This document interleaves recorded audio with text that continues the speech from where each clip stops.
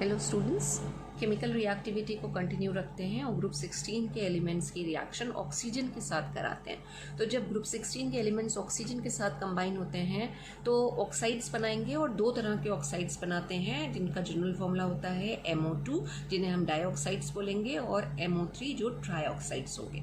अब इस ग्रुप के मेंबर को अगर हम M के साथ रिप्लेस करें, राइट, तो हमारे पास कितने ऑक्साइड्स आ रहे हैं? एक O2 तो आएगा ही आएगा, उसके अलावा सल्फर डाइऑक्साइड, SeO2 और TiO2, ये सारे ऑक्साइड्स का या डाइऑक्साइड्स का फॉर्मेशन होगा। इसमें से जो SO2 है वो एक गैस है। SeO2 जो बनेगा, सेलेनियम का डाइऑक्साइड जो बनेगा, वो एक वोलेटाइल सॉलिड होता है, लेकिन टेलुरियम और पोलोरिनियम के जो डाइऑक्साइड्स होते हैं वो क्रिस्टलाइन सॉलिड्स होते हैं। इसी तरह जो ट्राइऑक्साइड बनेंगे उसमें अगर हम ऑक्सीजन की, सिर्फ ऑक्सीजन के एटम्स ले लें तो O3 बनता है, जिसको हम ऑक्सीजन के एलोट्रोपिक फॉर्म में कहते हैं, O2 और O3 को। इसके अलावा सल्फर के साथ सल्फर ट्राइऑक्साइड, सेलेनियम के साथ सेलेनियम ट्राइऑक्साइड, टेलुरियम ट्राइऑक्साइड्स का फॉर्मेशन होता है। ट्राइऑक्साइड्स की बात करें तो ये सल्फर, सेलेनियम और टेलुरियम के जिसके भी ट्राइऑक्साइड्स बन रहे हैं वो एसिडिक इन नेचर होते हैं। एसिडिक इन नेचर मतलब जब वो वाटर के साथ रिएक्ट करेंगे तो वो एसिड प्रोड्यूस करेंगे। एक सल्फर ट्राइऑक्साइड के साथ हम रिएक्शन लिख के देख लेते हैं। वी नो यहाँ पे क्या बनेगा, H2SO4 या सल्फ्यूरिक एसिड का फॉर्मेशन होगा, ठीक है। इसी तरह अगर SeO3 की हम वाटर के साथ रिएक्शन कराएंगे और एसिडिक नेचर की अगर हम बात कर रहे हैं तो एक एसिड यहाँ पे बनना चाहिए और सेलेनिक एसिड बनता है H2SeO4, ये कहलाता है सेलेनिक एसिड। सेलेनिक एसिड का फॉर्मेशन होता है। लेकिन डाइऑक्साइड्स में जब हम बात करते हैं तो जो SO2 है और जो SeO2 है, बस ये दोनों एसिडिक इन नेचर होते हैं, यानी कि जब हम इनकी वाटर के साथ रिएक्शन कराएंगे तो ये एसिड का फॉर्मेशन करेंगे। यहाँ पे क्या बनेगा, H2SO3 जिसको हम बोलते हैं सल्फ्यूरस एसिड, और यहाँ पे आ जाएगा H2SeO3। यहाँ पे हमने सेलेनिक बनाया था, IC से टर्मिनेट किया था, ये कहलाएगा SELE selenious acid, NiOUS selenious acid कहलाएगा, और ये कहलाएगा सल्फ्यूरस एसिड H2SO3।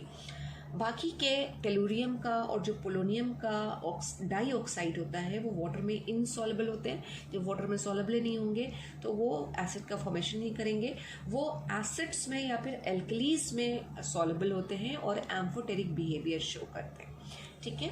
अब अगर हम सल्फर डाइऑक्साइड ले लें, सल्फर डाइऑक्साइड, इसके बारे में अगर हम थोड़ा सा देखें तो सल्फर डाइऑक्साइड का अगर हम हाइब्रिडाइजेशन निकालें तो SO2 आता है। सल्फर डाइऑक्साइड में जब हम सल्फर का हाइब्रिडाइजेशन निकालेंगे तो SO2 आएगा। हम शॉर्टकट मेथड से भी sp2 आएगा, शॉर्टकट मेथड से भी देख सकते हैं। सल्फर के पास 6 वैलेंस इलेक्ट्रॉन है और 2 ऑक्सीजन के साथ ये डबल बॉन्ड का फॉर्मेशन करेगा, 2 सिग्मा बॉन्ड उसमें आएंगी, 1 लोन पेयर बचेगा। तो जो हाइब्रिडाइज ऑर्बिटल आएंगी वो 2+1 3 यानी कि sp2 हाइब्रिडाइज्ड होगा। sp2 हाइब्रिडाइज होगा, एंगुलर मॉलिक्यूल होगा, ये एंगुलर, और जो बॉन्ड एंगल आएगा वो होगा 119.5 डिग्री। जो स्ट्रक्चर बन के आता है उसको हम कुछ इस तरह से बनाते हैं। ये सल्फर और 2 ऑक्सीजन के साथ एंगुलर की बात कर रहे हैं, ये इस तरह से, ठीक है, और 1 लोन पेयर आ जाएगा यहाँ पे। अब ये जो डबल बॉन्ड बन के आएगी इसमें तो ये तो पता है हमें कि एक सिग्मा होती है और एक पाई होती है, लेकिन ये किस तरह से बनेगी, बॉन्ड एंगल यहाँ पे लिख लेते हैं 119.5 डिग्री है, ठीक है। किस तरह से बनेगी कि अगर हम बात करें तो ये सल्फर है और हाइब्रिडाइजेशन में जो ऑर्बिटल्स इन्वॉल्व हो रही हैं हम उसकी बात करेंगे, ठीक है। तो हाइब्रिडाइजेशन में अगर हम ऑक्सीजन ले लें तो ऑक्सीजन के पास 2s2p में ही 2 अनपेयर्ड इलेक्ट्रॉन होते हैं, तो वो 2p की ऑर्बिटल बॉन्ड फॉर्मेशन में जाएंगी। लेकिन सल्फर का हम फर्स्ट एक्साइटेड स्टेट कॉन्फ़िगरेशन लिखेंगे जिसमें हमारे पास p में 3 अनपेयर्ड इलेक्ट्रॉन होंगे और बाकी d में 1 अनपेयर्ड इलेक्ट्रॉन आ जाएगा। ये बॉन्ड बनने के लिए ऑक्सीजन का अगर यहाँ सिग्मा कर देते हैं, ऊपर नीचे लिख लेते हैं, ये सिग्मा बन गया, और ये अगर हमारा पाई बना हुआ है तो इसमें ऑक्सीजन का तो p ऑर्बिटल का इलेक्ट्रॉन इन्वॉल्व होगा, तो जो बॉन्ड बनेगा वो p पाई, और सल्फर का भी p ऑर्बिटल का इलेक्ट्रॉन इन्वॉल्व होगा और वो ओवरलैप करके क्या बनाएगा, पाई बॉन्ड। तो ये जो पाई बॉन्ड बन रहा है उसमें ऑक्सीजन की p ऑर्बिटल और सल्फर की p ऑर्बिटल इन्वॉल्व है। इसी तरह से सल्फर जब दूसरे ऑक्सीजन एटम के साथ ओवरलैप करके हाइब्रिडाइज ऑर्बिटल बनाएगा तो इसमें ये तो सिग्मा हो जाएगा, और इसमें अगेन ऑक्सीजन के पास तो डी है ही नहीं है, पी ऑर्बिटल इन्वॉल्व होगी, और पी ऑर्बिटल इन्वॉल्व हो रही है और वो क्या कर रही है, लेटरल ओवरलैपिंग करके पाई बॉन्ड बना रही है। तो ऑक्सीजन का तो पी आ जाएगा, लेकिन सल्फर का यहाँ पे जो और इलेक्ट्रॉन इन्वॉल्व होगा वो डी ऑर्बिटल का होगा और वो पाई बॉन्ड बनाएगा। तो जो बॉन्ड बन के आएगी इसमें पी पाई बॉन्डिंग यहाँ पे आ रही है और दूसरे के साथ पी पाई डी पाई आ रही है। बॉन्ड लेंथ अगर हम बात करें तो बॉन्ड लेंथ दोनों सेम आती हैं, 143 पिकोमीटर ये भी है, 143 पिकोमीटर ये भी है। जब बॉन्ड लेंथ सेम आ रही है तो मॉलिक्यूल में रेजोनेंस शो होगा। अब रेजोनेंस हो सकता है, सल्फर इधर ऑक्सीजन के साथ अगर पी पाई डी पाई बना रहा है तो दूसरा केस क्या हो सकता है कि सल्फर इसके साथ पी पाई डी पाई बना ले और इधर जो ऑक्सीजन आटम है उसके साथ पी पाई बॉन्डिंग कर ले। तो मॉलिक्यूल में रेजोनेंस हमें देखने को मिलता है, रेजोनेंस मॉलिक्यूल है ये।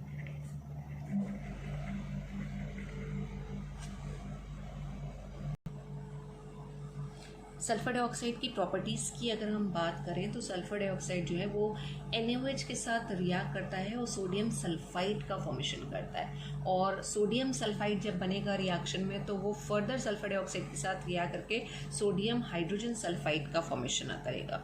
उसके लिए अगर हम रिएक्शन लिख लें NaOH और सल्फर डाइऑक्साइड के साथ हम इसको रिएक्ट करा रहे हैं तो we will get sodium sulphide Na2SO3 plus H2 water आ जाएगा। हम बैलेंस कर लें तो we will gate 2 NaOH, Na2 है। देन फर्दर जो सोडियम सल्फाइड बन रहा है ये और सल्फर डाइऑक्साइड के साथ रिएक्ट करेगा, इसका सोल्यूशन बना होगा, H2O आ जाएगा and we will get NaHSO3 sodium bisulphide का फॉर्मेशन हो जाएगा। कुछ वैसे ही रिएक्शन आ रही है एल्कलीज के साथ जैसे हम कार्बन डाइऑक्साइड के साथ रिएक्शन लिखते हैं। एक और जो रिएक्शन है इसकी वो है क्लोरीन के साथ, इम्पॉर्टेंट है, इसको भी ध्यान रखिएगा कि जब सल्फर डाइऑक्साइड क्लोरीन के साथ रिएक्ट करता है इन प्रेजेंस ऑफ चारकोल यहाँ पे कैटलिस्ट की तरह एक्ट करेगा। ये भी गैस है, ये भी गैस है, और चारकोल की प्रेजेंस में चारकोल कैटलिस्ट की तरह काम कर रहा है। चारकोल इज नथिंग, कार्बन है, तो कैटलिस्ट की प्रेजेंस में ये दोनों रिएक्ट करते हैं और बनाते हैं sulphuryl chloride SO2Cl2, sulphuryl chloride का फॉर्मेशन होता है। नेक्स्ट अगर हम देखें इसी का ही थोड़ा सा वेरिएशन कि अगर क्लोरीन गैस के बजाय हम इसको ऑक्सीजन गैस के साथ रिएक्ट कराएं इन प्रेजेंस ऑफ अगेन एक कैटलिस्ट लेंगे, हम यहाँ पे वेनेडियम ऑक्साइड V2O5 ले रहे हैं, वेनेडियम पेंटाऑक्साइड कैटलिस्ट की तरह ले रहे हैं। तो यहाँ पे जो हमारे पास प्रोडक्ट आएगा वो आएगा सल्फर ट्राईऑक्साइड। इस रिएक्शन को हम आगे भी पढ़ेंगे जब हम H2SO4 के फॉर्मेशन की बात करेंगे। तो ये रिएक्शन और आ रही है सल्फर डाइऑक्साइड की वाटर के साथ। एक रिएक्शन और है जहाँ पे सल्फर डाइऑक्साइड रिड्यूसिंग एजेंट की तरह बिहेव करता है, और ये रिएक्शन बोर्ड में पूछी भी गई है कि सल्फर डाइऑक्साइड क्या करता है, फेरिक आयंस को फेरस आयन में कन्वर्ट करता है। और अगर हम ये रिएक्शन पहले लिख लेते हैं हम इस रिएक्शन को, तो ये रिएक्शन है जहाँ पे sulphur dioxide reducing nature show कर रहा है, रिड्यूसिंग एजेंट की तरह बिहेव कर रहा है। अगर हमने फेरिक का सॉल्ट लिया है और उसमें सल्फर डाइऑक्साइड को पास किया, फेरिक का हमने सोल्यूशन ले रखा है, सल्फर डाइऑक्साइड को पास किया, तो कुछ ये रिएक्शन आ रही है। हमने ओवरऑल रिएक्शन लिखी है, इसको ब्रेक करके देखिए, लिखा है रिड्यूसिंग एजेंट की तरह काम करेगा। तो ये क्या करेगा, वाटर के साथ नेसेंट हाइड्रोजन को रिलीज करेगा। तो सल्फर डाइऑक्साइड का पहले हमने रिड्यूसिंग नेचर दिखाया है, नेसेंट हाइड्रोजन आए, फिर फेरिक सल्फेट है, फेरिक सल्फेट नेसेंट हाइड्रोजन के साथ कंबाइन कर रहा है, तो FeSO4 या फेरस सल्फेट में कन्वर्ट हो रहा है। और पूरी ये दोनों रिएक्शन को हमने ऐड करके लिख लिया। सेम साइड को हम जोड़ देते हैं और ऑपोजिट साइड में जो भी कॉमन टर्म्स आते हैं हम उनको कैंसिल आउट कर देते हैं। हमारे पास जो नेट रिएक्शन आई है जिसमें फेरस सल्फेट के सोल्यूशन में अगर हम सल्फर डाइऑक्साइड पास कर रहे हैं तो we are getting FeSO4 ferrous sulphate plus H2SO4। तो ये रिएक्शन अपने आप में क्या शो कर रही है, सल्फर डाइऑक्साइड का रिड्यूसिंग नेचर शो कर रही है। और इसी पे बेस्ड अगेन आपका NCERT का एक क्वेश्चन दे रखा है, इन टेक्स्ट क्वेश्चन, ये भी पूछा गया है बोर्ड में। इंपॉर्टेंट क्वेश्चन है कि what happens when sulphur dioxide is pass through an aqueous solution of Fe3+ salts या Fe3 सॉल्ट्स यानी फेरस सॉल्ट। तो फेरस सॉल्ट में ही हमने यहाँ पे अभी एग्जाम्पल लिया था फेरस सल्फेट का। जब हमने सल्फर डाइऑक्साइड पास करी तो ferrous sulphate ferric sulphate ferrous sulphate में कन्वर्ट हो रहा है, और ये रिएक्शन अपने आप में सल्फर डाइऑक्साइड का रिड्यूसिंग नेचर दिखा रही है। तो सल्फर डाइऑक्साइड जिसमें सल्फर का +4 ऑक्सीडेशन स्टेट होता है, रिड्यूसिंग एजेंट की तरह भी बिहेव कर सकती है और ऑक्सीडाइजिंग एजेंट की तरह भी बिहेव कर सकती है, ऑक्सीडाइजिंग नेचर भी शो करेगी। एक एग्जाम्पल है हमारे पास यहाँ पे इसके ऑक्सीडाइजिंग नेचर का कि it oxidises H2S hydrogen sulphide two sulphur. यहाँ पे रिएक्शन लिखी हुई है कि हाइड्रोजन सल्फाइड के साथ SO2 जब रिएक्ट करेगी तो वी विल गेट सल्फर। यहाँ पे सल्फर आ रहा है, ठीक है। यहाँ -2 ऑक्सीडेशन स्टेट है सल्फर का और यहाँ पे 0, और इसमें +4 आ रहा है, ठीक है। -2 से 0 में भी जा रहा है और +4 से भी 0 में जा रहा है ऑक्सीडेशन स्टेट में। एक और इसका इंपॉर्टेंट प्रॉपर्टी है, वो है इसका ब्लीचिंग नेचर। इसको भी ध्यान रखिएगा कि सल्फर डाइऑक्साइड जो है वो ब्लीचिंग एजेंट की तरह भी बिहेव करती है, यानी सब्सटेंसेस को ब्लीच करने में हम सल्फर डाइऑक्साइड भी यूज़ करेंगे, लेकिन एक कंडीशन है, मॉइस्चर की प्रेजेंस होना चाहिए। अगर ड्राई सल्फर डाइऑक्साइड है तो वो ब्लीचिंग एजेंट की तरह बिहेव नहीं करेगी। मॉइस्चर की प्रेजेंस क्यों ज़रूरी है वो हम रिएक्शन के देखेंगे कि सल्फर डाइऑक्साइड जब वाटर के साथ मॉइस्चर के साथ रिएक्ट करेगी, मॉइस्चर के साथ जब ये रिएक्ट करेगी तभी ये नेसेंट हाइड्रोजन देगी। ये आ जाएगा हमारे पास H2SO4 प्लस नेसेंट हाइड्रोजन। इसको हमें बैलेंस करना पड़ेगा, 2 वाटर मॉलिक्यूल्स लेंगे हम। तो नेसेंट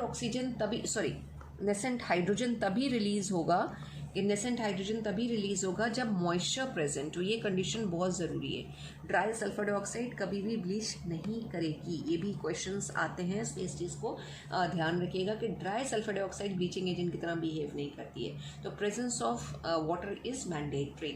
अब ये जो नेसेंट हाइड्रोजन आया है ये कलर्ड मैटर के साथ कंबाइन करेगा। ब्लीचिंग एक्शन की रिएक्शन हम हमेशा ऐसे ही लिखते हैं, कलर्ड मैटर, और उसके साथ हम ये नेसेंट हाइड्रोजन को रिएक्ट कराएंगे and we will get colourless matter. तो ब्लीचिंग का मतलब ही यही हुआ कि हम कलर को रिमूव कर रहे हैं। कोई सब्सटेंस हमने ले रखा है, कोई मैटर ले रखा है, उसमें से हम कलर को रिमूव कर रहे हैं। तो सल्फर डाइऑक्साइड को हम क्या कर रहे हैं, as a bleaching agent use कर रहे हैं। लेकिन ये जो ब्लीचिंग है ये भी याद रखिएगा, ये ब्लीचिंग इज टेम्परेरी ब्लीच होती है। टेम्परेरी ब्लीच का क्या मतलब हुआ, पहली बात तो ये कि ये टेम्परेरी ब्लीच है, परमानेंट ब्लीच नहीं है। टेम्परेरी ब्लीच का मतलब है कि जो ब्लीच मैटर है जब अगेन वो एयर में एक्सपोज होगा तो अपना कलर वो रीगेन कर लेता है ड्यू टू ऑक्सीडेशन, ठीक है। तो this is again a very important property जिस पे कभी कभी आपसे क्वेश्चन पूछ ले जाते हैं। और ये जो ब्लीचिंग एक्शन आता है किसकी वजह से आता है, it is due to the reducing nature of sulphur dioxide. तो 3 पॉइंट इसमें याद रखिएगा कि bleaching nature is due to the release of nascent hydrogen, reducing properties की शो कर रही है। ब्लीचिंग जो है वो टेम्परेरी है, substance regain colour when expose to air. और तीसरी चीज़ कि dry sulphur dioxide never act as bleaching agent. The presence of moisture is mandatory. Sulphur dioxide के अगर हम यूजेस की बात करें तो अभी हमने देखा कि कई जगह पे हमने रिएक्शन लिखी है जहाँ सल्फ्यूरिक एसिड का फॉर्मेशन हो रहा है। तो सल्फ्यूरिक एसिड के फॉर्मेशन में यूज़ होती है, पेपर इंडस्ट्री में यूज़ होती है, ब्लीचिंग एजेंट की तरह भी यूज़ हो रही है। डेलिकेट आर्टिकल्स जितने भी हैं जैसे कि वूल, सिल्क, इन सबको ब्लीच करने में यूज़ होती है। रिफाइनरी में भी यूज़ होती है, पेट्रोलियम और शुगर रिफाइनरीज में भी ये यूज़ होती है।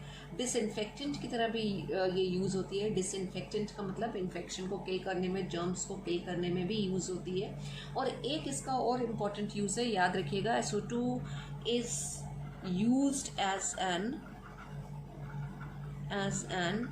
anti-chlor, anti मतलब against, और CHLOR क्लोर इज फॉर क्लोरीन। तो बेसिकली एंटी क्लोर की तरह यूज होती है। एंटी क्लोर वो सब्सटेंसेस होते हैं जो क्लोरीन को रिमूव करने में आते हैं। जब हम क्लोरीन से ब्लीच करते हैं, किसी फैब्रिक को हमने ब्लीच किया with the help of chlorine bleach, है ना, जैसे आपका ब्लीचिंग पाउडर है उसके अंदर क्लोरीन ब्लीच है, तो अगर हम उसको ब्लीच कर रहे हैं और उसमें क्लोरीन रह गई है तो ये जो है सल्फर डाइऑक्साइड ये वहाँ से क्लोरीन को रिमूव भी करती है। तो एज अ एंटी क्लोर सब्सटेंस भी ये यूज होती है। इस पॉइंट को भी ध्यान रखिएगा। सल्फर डाइऑक्साइड जो है वो एक एंटी क्लोर है। तो this is about sulphur dioxide. अब ऑक्सीजन के बाद अगर हम हेलोजन्स की बात करें कि ग्रुप 16 के एलिमेंट्स हेलोजन के साथ जब कंबाइन होते हैं तो किस तरह के कंपाउंड बनाएंगे, तो उसमें कोई बहुत इंपॉर्टेंट चीज़ें नहीं है हमारे पढ़ने के लिए, हम बस ऐसे ही समझ लेते हैं कि ग्रुप 17 के जो मेंबर्स हैं वो हेलोजन कहलाते हैं। और जब ये ग्रुप 16 के मेंबर्स हेलोजन्स के साथ कंबाइन करेंगे तो हेलाइड्स बनते हैं। अलग अलग तरीके के हेलाइड बनेंगे जिसमें हमारे पास MX2 टाइप, MX4 टाइप और MS6 टाइप हेलाइड्स का फॉर्मेशन होगा, क्योंकि इस ग्रुप की जो स्टेबल ऑक्सीडेशन स्टेट आती हैं वो 2, 4, 6 आती हैं। ठीक है, तो हेलोजन के साथ कंबाइन करने में हेलाइड्स का फॉर्मेशन होता है और ज़्यादातर जो हेलाइड्स बनते हैं वो या तो टेट्रा हेलाइड्स होते हैं और या फिर वो हेक्सा हेलाइड्स होते हैं। सबसे ज़्यादा जो हेलाइड बनाता है वो सल्फ़र बनाता है, सल्फ़र। तो सल्फ़र के अगर हम हेलाइड्स की बात करें तो सल्फ़र डाइहेलाइड्स ही बनाता है। फॉर एग्जांपल S2F2 बनेगा इसका, S2Cl2 बनेगा, S2Br2 बनेगा। और आयोडीन हमारे पास है, उसके साथ स्टेबल नहीं बनता है तो फ्लोराइड, क्लोराइड, ब्रोमाइड के साथ ही हम सल्फ़र के डाइहेलाइड्स की बात करते हैं। इसके अलावा अगर टेट्रा में जाएं तो SF4 बनता है। SF4 बहुत ही स्टेबल बनता है, एक्सेप्शनली स्टेबल SF4 नहीं, SF6 जो है वो एक्सेप्शनली स्टेबल होता है। SF4 की बात करें तो SF4 एक गैस है और जो SF6 यहाँ पे बन के आता है वो भी एक गैस है और ऑक्टाहेड्रल नेचर होगा, 6F के साथ लगा हुआ है तो ऑक्टाहेड्रल नेचर इसका आएगा या ऑक्टाहेड्रल स्ट्रक्चर होगा इसका, और एक्सेप्शनली स्टेबल होता है ड्यू टू स्टेरिक रीजंस। तो कोई बहुत ज़्यादा इसमें इंपॉर्टेंट पॉइंट हमारे पढ़ने के लिए नहीं है। आप बस ये समझ लीजिए कि जब इस ग्रुप के मेंबर हेलोजन के साथ कंबाइन करेंगे तो डाइहेलाइड, टेट्राहेलाइड्स और हेक्साहेलाइड्स का फॉर्मेशन करेंगे। This is enough for today's class. Thank you so much, students.